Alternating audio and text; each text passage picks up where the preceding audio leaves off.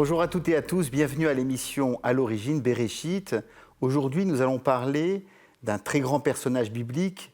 Il s'agit de Moïse, Moshe Rabbeinu, Moïse notre maître. Pour en parler, j'ai l'honneur de recevoir le grand rabbin Olivier Kaufmann, rabbin de la synagogue de la Place des Vosges et directeur du séminaire israélite de France. Olivier Kaufmann, bonjour. Bonjour. Qui était Moïse ? Alors Moïse, bien évidemment, il est le personnage central dans la religion juive, puisqu'il est qualifié de Av l'Anviim, le père de tous les prophètes.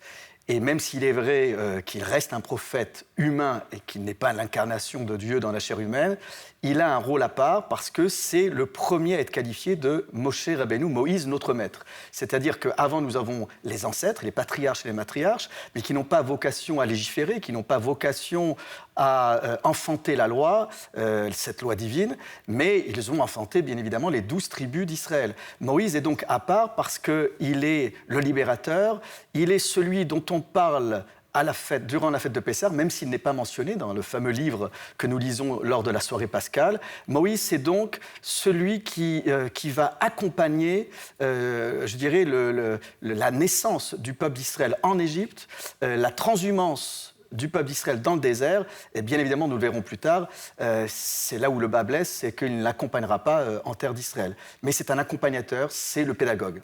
Alors, vous l'avez souligné au tout début, à savoir que Moïse n'est pas le fils de Dieu. La Torah met en exergue le fait qu'il avait un père, une mère, et on nous les raconte. Vous pouvez nous dire un petit mot sur tout cela ? Alors, le début du livre de l'Exode commence de manière très elliptique.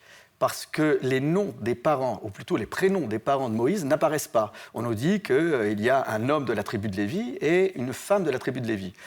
Qui se marie et qui donne naissance notamment à Moïse. Voilà, à Moïse.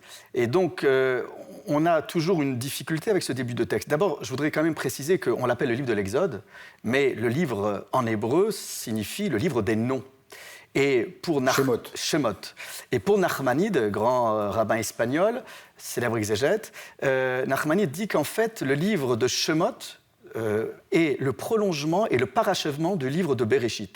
En somme, Béréchit serait donc le livre de la création du monde adamique, avec une lumière qui apparaîtrait au début donc, du livre de la Genèse, et puis nous aurions une nouvelle lumière à travers l'arrivée de Moïse, qui viendrait donc sortir de l'exil, puisque je vous rappelle que dans l'exégèse biblique, la nuit rappelle l'exil, l'opacité de l'exil, le tâtonnement de l'exil.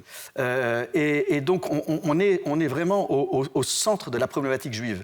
Comment parachever le monde ? Comment faire le lien entre le particularisme et l'universalisme ? Et donc, Moïse est au centre. Alors, Moïse, pourquoi je parlais de lumière ? Parce que c'est intéressant, quand il naît, le texte biblique nous dit que la mère a vu que l'enfant était beau. Tov.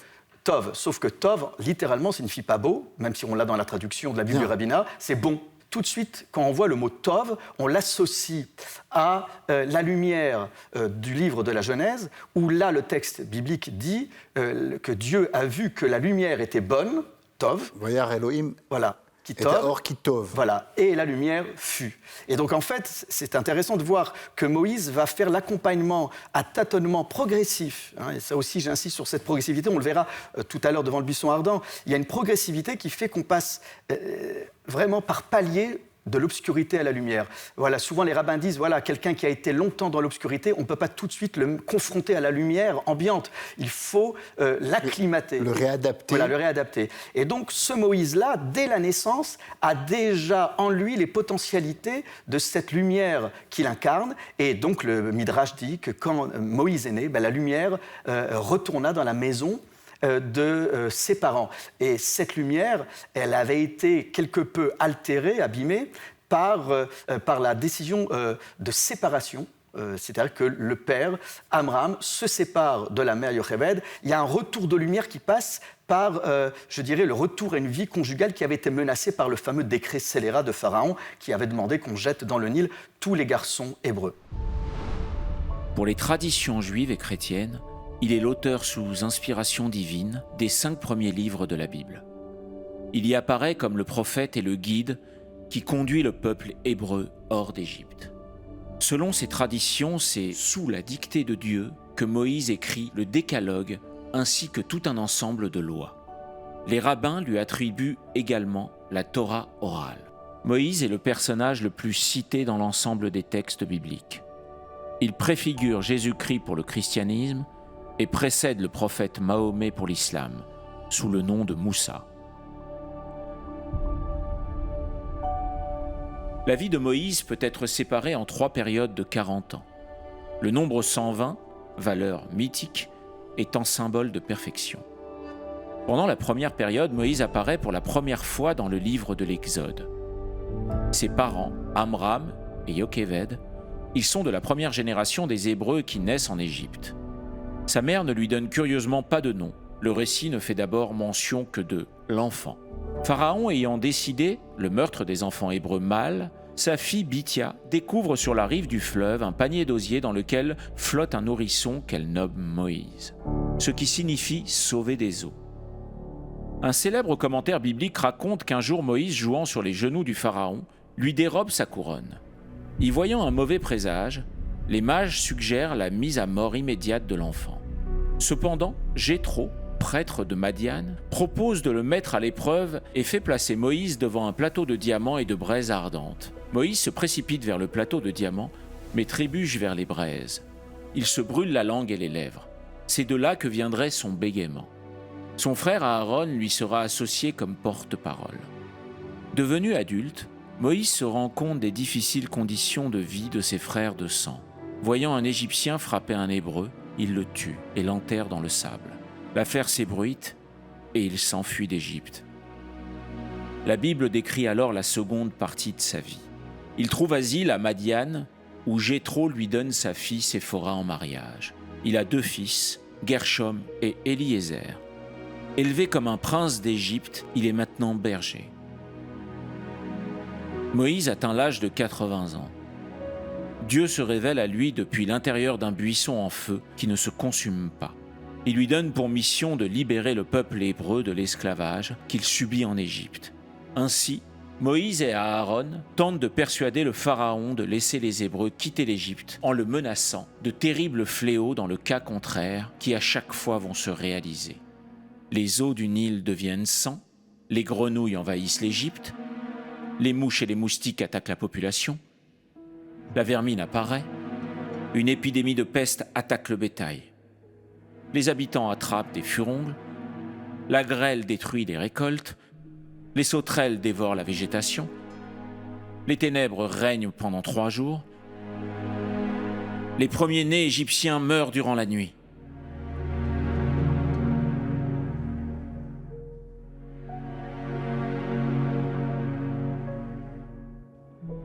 Les Hébreux partent, ils traversent la mer des Joncs à pied sec, celle-ci se referme sur l'armée égyptienne, tentant de les rattraper et les engloutit.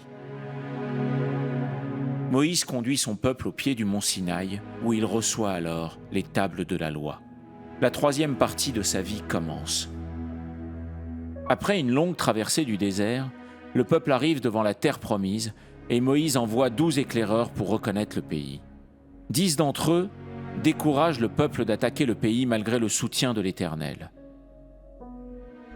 Les Hébreux marcheront dans le désert encore pendant 40 années, afin qu'aucun de ceux qui étaient sortis d'Égypte n'entre dans la terre promise, hormis Josué et Caleb, les 2 espions favorables à la conquête. Moïse, ayant pour abreuver le peuple hébreu, frappé de son bâton par 2 fois le rocher de Mériba, au lieu de le toucher, n'est pas autorisé à entrer en terre promise. Il est toutefois autorisé à l'embrasser du regard, du haut du mont Nebo, où il meurt à 120 ans. Alors je le rappelle, dès le second livre de la Bible, de la Torah, dans le livre de l'Exode, on nous parle de l'esclavage des Hébreux en terre égyptienne. Pharaon et ses conseillers souhaitent exterminer le peuple juif en le réduisant d'une part à l'esclavage, mais en mettant en œuvre des décrets visant à exterminer les petits garçons. Et donc à ce moment-là, la mère de Moïse le garde. Donc Moïse vit l'expérience de l'enfant caché. Oui, la Torah dit clairement, Vatitzpeneu, elle le cacha. Alors, là aussi, durant 3 mois, ce sont 3 mois qui sont là aussi quelque peu énigmatiques. Sauf que les rabbins expliquent que Moïse est né à l'âge de 6 mois. Prématuré. Et donc, en fait, les contremaîtres égyptiens et l'armée égyptienne étaient au courant des faits et gestes des mères juives et savaient quand le moment de la conception, le moment de la naissance. Et donc, le miracle, c'est que Yocheved, la mère de Moïse, a donné naissance à Moïse. Elle a accouché au bout de 6 mois de grossesse et donc elle a pu en bénéficier, c'est-à-dire le cacher, lui donner beaucoup d'amour et le garder 3 mois durant. Puis après, elle va confectionner ce berceau. D'ailleurs, en français, on parle de berceau Moïse. Elle l'a mis sur le Nil, elle le met entre les mains de Dieu. Et c'est très intéressant, cette conduite et ce comportement de la mère de Moïse. Elle fait tout pour le sauvegarder, pour lui donner la vie. Elle suit les conseils de sa fille, Myriam, qui va rabibocher, qui va rapprocher les parents, puisque le père disait tu es pire que Pharaon. Pharaon met à mort les jeunes mâles, les bébés mâles, mais toi, en te séparant de maman, eh bien, tu ne donnes pas de chance à maman de donner la naissance de filles. Et à ce moment-là, on va voir Yocheved mais mettre entre les mains de Dieu Moïse. Non, mais vous avez raison de forcer le trait en disant abandonner, parce que ça s'apparente à un abandon. Il faut être complètement, illuminé pour croire que Dieu va sauver cet enfant. Elle ne fait que confectionner un berceau, mais il n'en reste pas moins qu'il n'y a aucune nourriture pour cet enfant, pour quelqu'un qui pourrait lui apporter une aide ou du réconfort. Donc c'est carrément le livrer entre les mains de Dieu. Mais pour beaucoup de rabbins, c'est une posture qu'elle adopte, et on verra que le mot « adopter » a une importance pour Moïse. C'est l'enfant caché, c'est l'enfant adopté, mais c'est aussi le fruit de la conjugaison d'attitude et de posture de 3 femmes. Je dis bien 3 femmes parce qu'il y a la maman, Yocheved, mais même la sœur qui se garde à distance, mais qui surveille de quoi va être fait l'avenir de cet enfant, qu'est-ce qu'il adviendra à cet enfant, et puis plus tard, on le verra dans quelques instants, la fille de Pharaon. Donc c'est la conjugaison d'une force d'abnégation, je dirais aussi d'une force, en tout cas pour la maman de Moïse, une force de croyance. Et c'est donc pour les rabbins l'incarnation d'une dévotion qui fait que, voilà, il n'y a pas de fatalisme dans la tradition juive. On va jusqu'au bout, on y croit.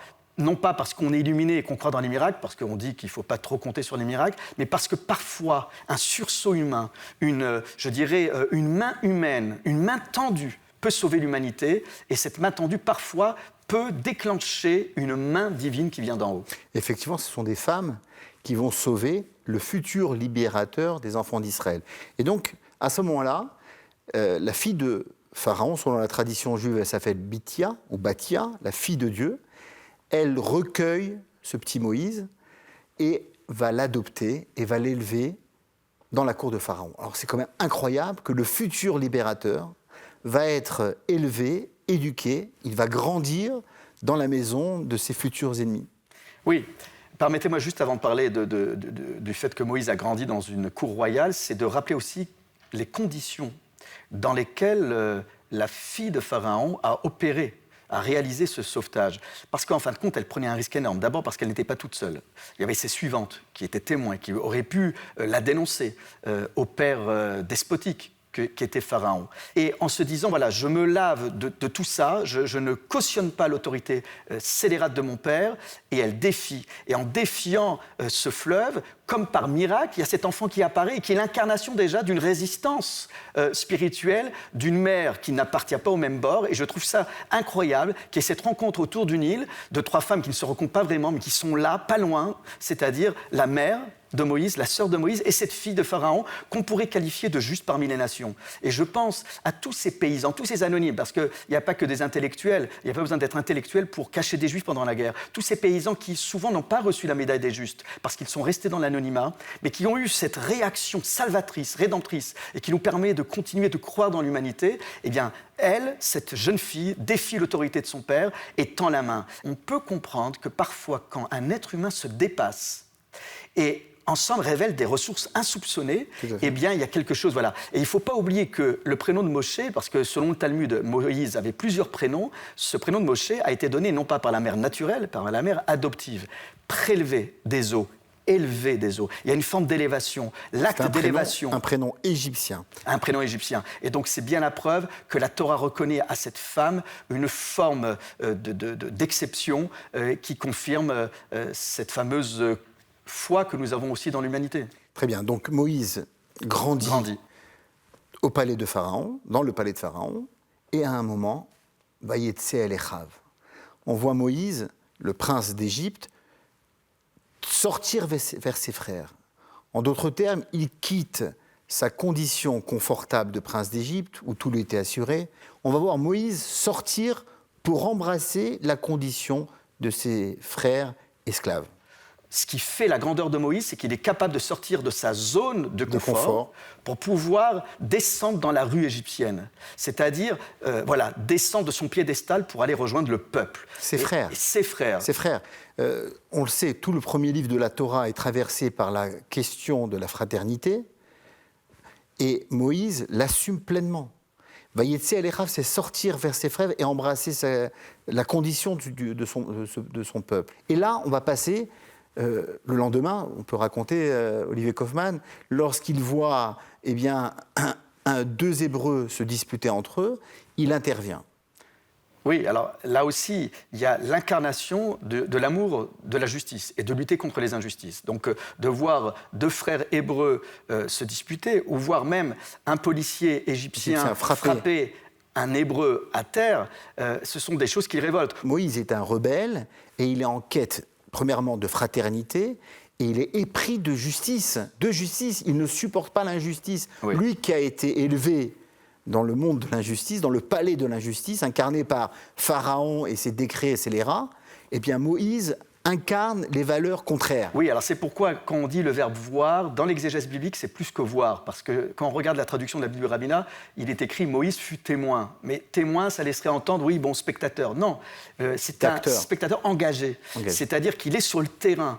Et voir, dans le sens de l'exégèse traditionnelle, c'est faire preuve de discernement pour mieux comprendre. C'est investir le lieu, c'est investir par le regard, c'est fouiller la situation, et vous l'avez dit, carrément chercher, être en quête de pour mieux comprendre ce qui se joue dans la rue égyptienne. Voilà. Et cette notion de fraternité, cette quête de fraternité, c'est comme une résonance de la quête de fraternité quand Joseph va retourner voir ses frères. Mais là, Moïse, ce qui se joue chez lui, c'est la quête de fraternité, mais je dirais que même au-delà de ses frères et sœurs, il y a une quête en direction de toutes les créatures de Dieu, puisqu'on voit même qu'avec les animaux, il sera entre autres choisi parce qu'il est berger. Justement, parlons-en. Donc Moïse est obligé de quitter la terre égyptienne vers une destination inconnue. Il prend le chemin du désert. Et on va passer donc, du prince d'Égypte maintenant, prophète d'Israël. Moïse fuit la terre égyptienne, épouse la fille de Yitro, et à ce moment-là, Dieu va se révéler à lui au travers du buisson ardent. Mais il n'est pas arrivé là par hasard, parce qu'il a suivi un petit agneau qui s'était écarté du troupeau. Oui, mais je crois que les deux épisodes que vous relatez ont un lien, parce que cette scène de rencontre avec Séphora et ses sœurs, parce qu'elles sont toutes bergères, c'est quand même incroyable que quand elles reviennent voir leur père, donc le futur beau-père de Moïse, Jéthro, elles ont cette phrase incroyable « Un homme égyptien nous a sauvés de leurs mains ». Il y a deux éléments de langage qui attire l'attention des rabbins, c'est un homme égyptien, donc il est habillé comme un Égyptien, il parle comme un Égyptien, et pourtant il est déjà l'incarnation du futur libérateur. Voilà. Et puis c'est la notion de sauvetage. C'est-à-dire que déjà, bien avant de sauver le peuple hébreu, il sauve des êtres humains, il sauve cet animal dont vous parlez, et ce qui le rend tout à fait apte à, plus tard, libérer le peuple d'Israël. Et là, il y a ce fameux passage, toujours dans le Midrash, qui dit que Dieu s'explique avec Moïse en disant « Puisque tu as été capable déjà de laisser tes affaires publiques, quitter ta zone de confort pour rejoindre les enfants d'Israël qui souffrent, maintenant tu es capable d'aller chercher une bête qui ne répond pas à l'appel, tu es maintenant apte à recevoir cette haute fonction de guide et libérateur d'Israël. » Le texte biblique ne raconte rien de la jeunesse de Moïse et le présente adulte quand, notable égyptien, il ressent confusément pour la première fois sa solidarité avec le peuple hébreu. Dans la Torah, Moïse possède un statut unique parmi les hommes. Le texte insiste à de nombreuses reprises sur sa relation privilégiée avec Dieu. qui ouvre un passage à travers les flots dans un acte créateur. La traversée se fait de l'ouest, qui figure le couchant et la mort, vers l'est, le levant et la vie. Elle symbolise le passage entre la mort et la vie, par lequel Moïse fait accéder son peuple à la liberté.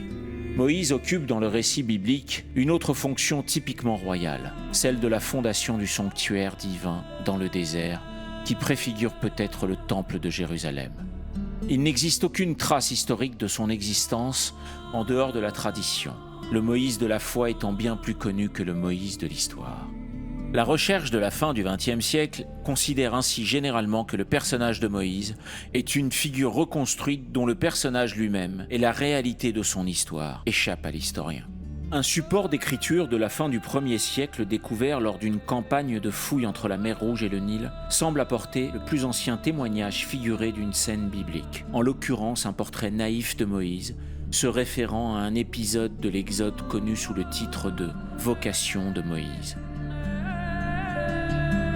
La synagogue de Doura Oropos comporte ainsi plusieurs représentations de Moïse dans les épisodes du buisson ardent,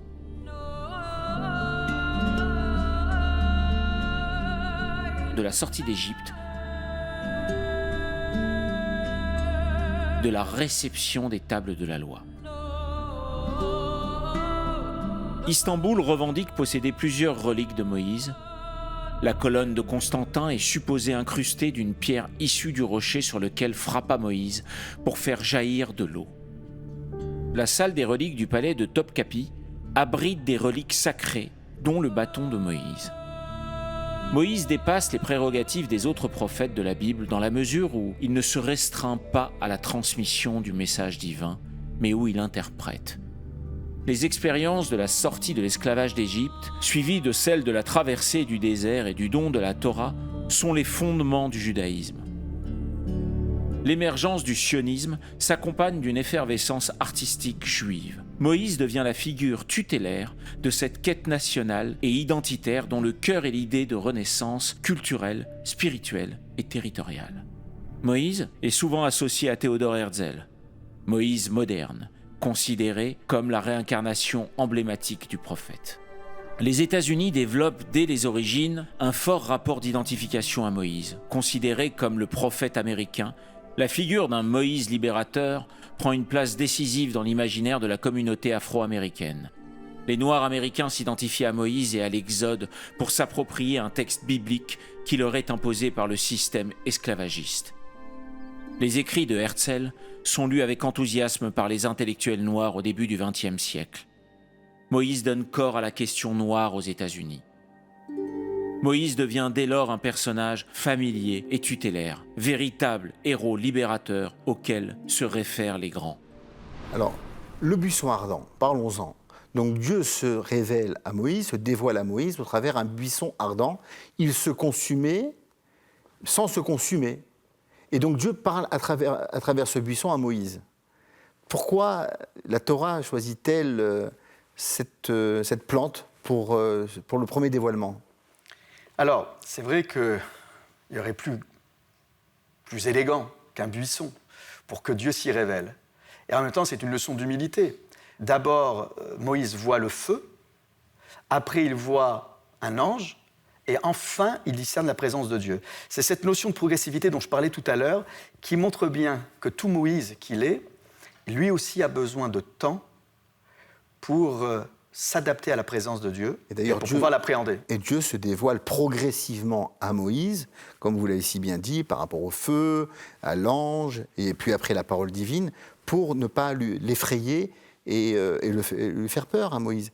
Et donc, il y avait un très beau midrash qui nous enseigne « Imo anochi betzara ». Je trouve cette idée magnifique. C'est-à-dire que ce petit arbuste, ce buisson qui est ardent, représente le peuple d'Israël. Lorsqu'on pense qu'il est fini, qu'il n'existe plus, qu'il a été complètement consumé, il est toujours là, il existe toujours.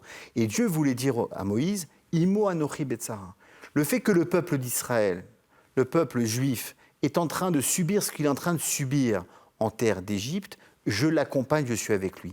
Il n'est pas imaginable, moi, Dieu, je me dévoile dans un arbre majestueux et extraordinaire. Lorsque le peuple d'Israël souffre, le Dieu d'Israël souffre aussi. Il est vrai que ce passage, avec lui je suis dans la détresse, qui nous invite à ne jamais désespérer, en somme, c'est déjà une feuille de route bien difficile à appliquer pour Moïse. En gros, cette mission, elle sera périlleuse parce qu'il faudra du temps pour que les enfants d'Israël prennent confiance dans la parole divine incarnée par Moïse. Et c'est là où on arrive à un point, me semble-t-il, très délicat. Parce que Moïse dit, mais est-ce qu'ils vont vraiment me croire? Est-ce qu'ils vont entendre ma voix? D'ailleurs, Dieu a eu énormément de mal à convaincre Moïse. Convaincre. Rachid explique, ce dévoilement, cette conversation, ce dialogue entre Moïse et Dieu a duré 7 jours, une semaine, pour réussir à convaincre Moïse d'accepter la mission de libérer les enfants d'Israël d'Égypte. Incroyable. Oui, mais semble-t-il qu'il n'y a pas juste une tentative de Moïse de se dérober, même s'il est vrai qu'il évoque des embarras de langage, un handicap. Il y a autre chose. Il y a une véritable initiation à la pensée divine. Moïse ne connaît pas les desseins divins. Alors, Dieu, somme toute, s'est présenté comme le Dieu de ses ancêtres, et donc il se présente de façon à ce que Moïse soit convaincu. Mais il y a chez Moïse une véritable interrogation. Comment parler de Dieu à des hommes et des femmes qui n'ont pas entendu parler de Dieu depuis tant d'années? D'abord, Dieu pour eux, c'est qui? Quelqu'un qui n'a pas écouté leurs complaintes, qui ne s'est pas manifesté tout de suite. Quelqu'un qui est dans la souffrance, tu ne peux pas lui parler de Dieu. Voilà. Donc c'est un message difficile à percevoir et surtout à retranscrire dans le dialogue qu'il aura avec les enfants d'Israël. Donc c'est compliqué.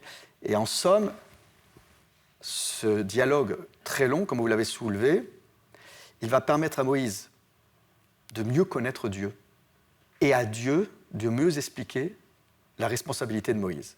Il y a un très joli commentaire de Rachid qui explique la longueur de cette conversation entre Moïse et Dieu qui dure 7 jours. Il dit qu'en vérité, Moïse craignait pour l'honneur qui était imparti et destiné à Aaron.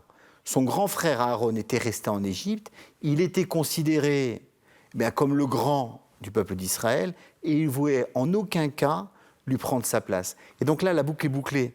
Tout le premier livre de la Torah, c'est une lutte entre les frères, une lutte fratricide par Caïn et Abel. On va terminer avec Joseph et ses frères. Certes, il y a réconciliation, mais Moïse, lui d'abord, ce qu'il importe en premier lieu et en premier chef, c'est le respect qu'il doit, en tant que petit frère, à son grand frère Aaron. D'ailleurs, Dieu dit à Moïse, ton frère Aaron vient à ta rencontre et lorsqu'il va te voir, il va être heureux de te voir. Mais ça marche, son cœur va se réjouir. Oui, là encore, ça vient poursuivre, ça vient prolonger ce que vous disiez tout à l'heure, cette quête de fraternité. Je ne peux pas prétendre à la fraternité avec les autres si je ne l'ai pas préservé au sein de mon giron familial. Que Dieu rassure ainsi Moïse en disant il se réjouira dans son cœur, il sera même ton interprète. Voilà, c'est quelque chose de très fort. Moïse sera accompagné d'Aaron pour négocier avec Pharaon. Et ils vont former un binôme extraordinaire. L'un va s'appuyer sur l'autre et donc les 10 plaies vont s'abattre sur l'Égypte parce que Pharaon refuse de libérer obstinément, il refuse obstinément de libérer les enfants d'Israël. Puis après les 10 plaies, c'est la libération des enfants d'Israël d'Égypte. Moïse défend ardemment la liberté de culte. Et ce dialogue qu'il a avec Pharaon en disant « Laisse-nous au moins 3 jours pour célébrer notre Dieu » et que Pharaon lui réponde « Oui, va avec les hommes » et que Moïse rétorque « Mais non, ce n'est pas la conception que nous avons de la fête. C'est hommes, femmes, enfants, personnes âgées, ça sera tout ou rien. » C'est une belle leçon d'une liberté qui s'installe dans une configuration, je dirais, juridique d'égalité. Nous sommes tous égaux devant les libertés publiques et, en l'occurrence, la liberté de culte. Mais juste avant, il y a l'épisode de la déchirure de la mer d'Éjon, appelée à tort la mer Rouge, qui a tellement marqué positivement le peuple juif qu'aujourd'hui encore, dans notre rituel de prière, tous les matins, nous chantons la Shira, ce fameux chant que les enfants d'Israël ont entonné à la gloire de Dieu. Ils ont vu des miracles exceptionnels. On peut dire que la naissance ou la renaissance du peuple d'Israël naît à ce moment-là. Ce n'est pas pour rien cette homonymie entre la mère qui porte un enfant et la mère des joncs. C'est-à-dire qu'il y a une véritable naissance, comme une mère qui expulse son enfant de son ventre pour donner naissance à cet enfant. De la même manière, la mère s'est ouverte pour laisser place aux enfants d'Israël. On peut dire que le peuple juif naît à partir de ce moment-là. Et après, nous avons les pérégrinations, la traversée du désert, avec des péripéties énormes qui pèsent sur la psychologie de Moïse, sur son moral. C'est lourd à porter. Et cet homme-là va s'offrir, si je peux m'exprimer ainsi, au public et à la communauté, à tel point qu'il va se séparer de son épouse et de ses enfants pour être en contact permanent avec Dieu. Et c'est de là que Maïmonide nous dit que c'était le roi des prophètes d'Israël. C'est-à-dire il est entré en conversation à n'importe quel moment de la journée. Panim el panim, c'est-à-dire comme un ami parle avec son prochain, face à face. Moïse avait cette capacité. Et on s'apprête à recevoir la Torah.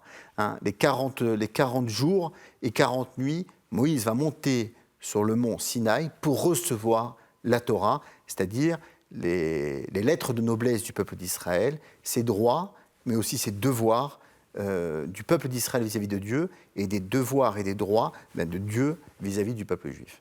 Vous avez raison de m'avoir repris, j'étais allé trop vite en besogne. C'est vrai que passer de la sortie d'Égypte au mont Sinaï avec la Torah, c'était oublier l'événement fondateur de la traversée de la mer Rouge qui est le véritable parachèvement de la sortie. Ils sont vraiment sortis, je dirais mentalement parlant, d'Égypte avec la mer Rouge. Et c'est vrai que le mot « traversée » n'est pas la traduction la plus proche du texte hébraïque, parce qu'en fin de compte, « kriyat yamsouf », c'est la déchirure de la matrice. Donc là, on peut parler de naissance ou de renaissance. Et pour revenir à cette loi de la Torah, là, je reviens encore une fois sur un des qualificatifs que j'avais abordé avec vous il y a quelques instants, c'est Moïse le pédagogue, Moïse l'enseignant. C'est-à-dire que la montagne du Sinaï, nous, on garde l'image d'un Moïse qui est avec l'étape de la loi, mais imaginez un Moïse qui se contente de livrer à la figure des enfants d'Israël, pardonnez-moi l'expression, l'étape de la loi, c'est faire peu cas de l'interprétation, des règles d'interprétation. Si on lit la Bible en français littéralement, pardonnez-moi, on aurait abouti à des réactions un peu violentes de la part de certains. Je donne toujours l'exemple de œil pour œil, dent pour dent, qualifié de loi du talion. Bien évidemment que heureusement qu'on a besoin du Talmud, de la tradition orale qui a été retranscrite par écrit. Nous expliquer les textes. Voilà, œil pour œil, dent pour dent. Non, c'est pas à prendre à la lettre. Donc une lecture littéraliste aurait été l'écueil dans lequel nous aurions pu tomber s'il n'y avait pas eu Moïse pour transmettre oralement les règles d'interprétation, parce que œil pour œil, dent pour dent, c'était déjà, ça préfigurait le concept juridique de dommage et intérêt. Donc on a un Moïse qui va faire du porte-à-porte, qui va aller, comme vous le dites, visage contre visage avec Dieu, mais aussi avec les uns et les autres. C'est un homme qui reste accessible. C'est pour ça que ça m'a toujours marqué, à travers les siècles, comment on a représenté Moïse, toujours avec des traits sévères. Mais si on lit bien le texte de la Torah, il incarnait en aucune façon, en aucune manière, cet homme d'une sévérité, de rigueur, etc. Moïse, il faisait partie du peuple. S'il avait été sévère, il n'aurait pas pu supporter autant de rébellion. Tout à fait. Les tableaux et sculptures montrant les différentes étapes de la vie de Moïse sont extrêmement nombreux et variés. Dès l'Antiquité, malgré l'interdiction du deuxième commandement, « Tu ne feras pas d'image », Moïse est le prophète le plus fréquemment représenté dans l'iconographie biblique. L'une des représentations les plus connues de Moïse est la sculpture de Michel-Ange datant de 1515 dans la basilique de Saint-Pierre aux Liens de Rome. Cette œuvre a fait l'objet d'une analyse par Sigmund Freud. Pourquoi la statue représente-t-elle Moïse portant des cornes, tout comme celle de la fontaine de Moïse, également à Rome? Commandée par différents papes et respecte le choix éditorial de la Vulgate, traduction officielle de l'Église catholique jusqu'au XXe siècle. Pour la Vulgate, version latine de la Bible, réalisée au IVe siècle par saint Jérôme, Moïse devient curieusement cornu. Pourtant entouré de docteurs juifs pour sa traduction de l'Ancien Testament, saint Jérôme aurait été trompé par la proximité phonétique des mots Karan rayonnant et Karen cornu. Pour certains commentateurs, saint Jérôme aurait voulu intentionnellement relier ces deux mots pour exprimer à la fois le rayonnement du visage et la puissance de la corne. Déjà Rachid de Troyes éminent commentateur de la Bible au XIe siècle, explique l'utilisation de la même racine de ces deux mots par le fait que la lumière brille et ressort telle une corne. Les autres traductions, aussi bien juives que chrétiennes, parlent de peau rayonnante, resplendissante.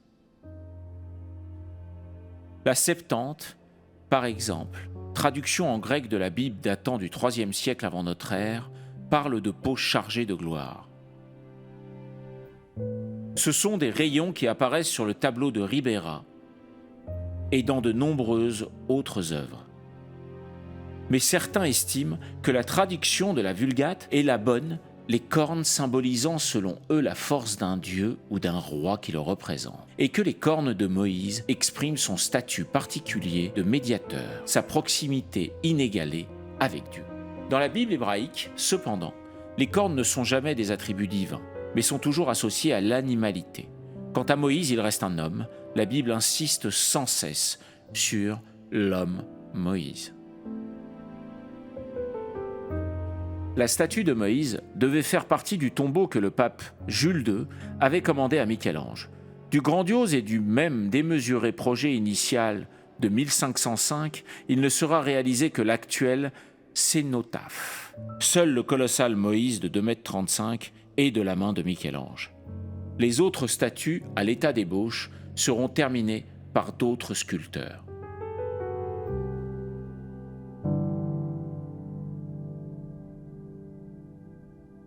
Michel-Ange identifie Jules II à Moïse lui-même, c'est-à-dire à un père fondateur. Jules II était lui aussi un homme d'action et son objectif était clair. Il avait en vue l'unification de l'Italie sous la domination de la papauté.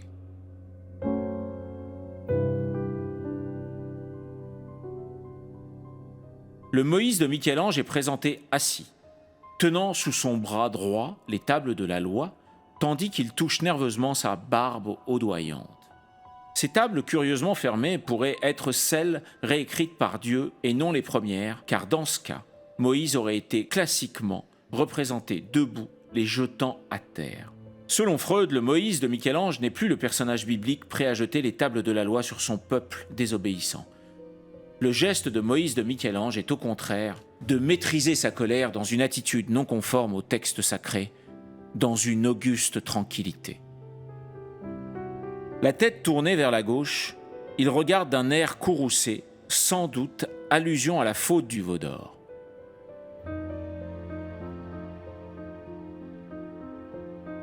Les bras y sont musclés, les veines très apparentes, tandis que les jambes sont couvertes, laissant apparaître la jambe droite bien à plat sur le sol. Le pied gauche est plié, comme si Moïse allait s'y appuyer pour se relever.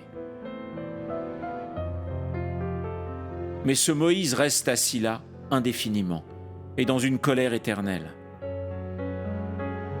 Il a surmonté la tentation, il va désormais rester assis, ainsi, en proie à une fureur domptée, à une douleur mêlée de mépris. Il ne jettera pas les tables afin qu'elles se fracassent contre la pierre, car c'est justement à cause d'elles qu'il a étouffé sa colère. C'est pour les sauver qu'il a maîtrisé sa passion. Il y a un épisode très important, me semble-t-il, qui semble décrire à merveille la personnalité de Moïse. C'est le veau d'or. Moïse monte sur la montagne pour recevoir la Torah, il reste 40 jours et 40 nuits. Les enfants d'Israël sont impatients. On parle d'impatience aujourd'hui encore. On fait tout et n'importe quoi au nom de l'impatience. Alors que la Torah fait tantôt l'éloge de la lenteur, oui. Bon, là, Moïse est en retard.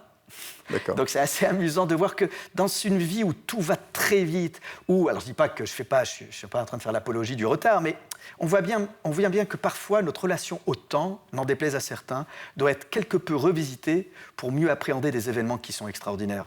Oui. Donc Moïse arrive en retard, les enfants d'Israël confectionnent un veau d'or, Dieu décide d'exterminer le peuple juif, et là, Moïse prend la casquette du procureur et va protéger, défendre coûte que coûte les enfants d'Israël, quand bien même ils sont totalement fautifs. Je ne sais pas s'il y a vraiment une accusation ou une défense. En tout cas, ce qui est sûr, c'est que Moïse négocie un peu à l'instar d'Abraham qui avait négocié une cause indéfendable, en plus, la ville de Sodome et Gomorrhe. Là, on a un Moïse qui dit si tu veux effacer le peuple d'Israël, efface-moi de ton livre. Mais je ne vois pas l'utilité de refaire un peuple à partir de moi, sous prétexte qu'il y a eu la faute du veau d'or. Donc là, rappelons-nous quand même que quand Moïse redescend avec les nouvelles tables de la loi, c'est le jour de Kippour. Donc pour les enfants d'Israël, c'est une innovation sur le plan théologique. Non, vous n'êtes pas condamné par votre passé. C'est pas parce que vous avez fauté, c'est pour ça que j'aime pas tellement le mot de péché. Il n'y a pas de péché originel dans la tradition juive, ni avec Adam et Ève, ni avec le veau d'or. C'est toujours tendre la main, cette fameuse main tendue, oui. Voilà, cette capacité à, encore une fois, reconstruire. Tout à fait, c'est-à-dire tout le récit de la création, toute la Bible est inscrite dans cet enseignement binaire, à savoir Dieu crée le monde puis le détruit, et c'est la deuxième construction du monde, création du monde qui continue à exister aujourd'hui. Puis le don de la Torah, la même chose, il y a les premières tables de la loi qui sont brisées, cassées, puis après les deuxièmes sont éternelles. On n'est pas parfait, on ne réussit pas tout du premier coup. Oui. Il n'y a pas de concept d'infaillibilité. Il est évident que là, tant du côté de Moïse, et je dirais, oui, du côté d'Israël, il y a ce droit à la faille, ce droit à l'erreur. Et c'est vrai que lorsque on a ce dialogue assez incroyable, on dirait même un dialogue de parents, Dieu dit à Moïse, c'est ton peuple qui s'est corrompu. Voilà.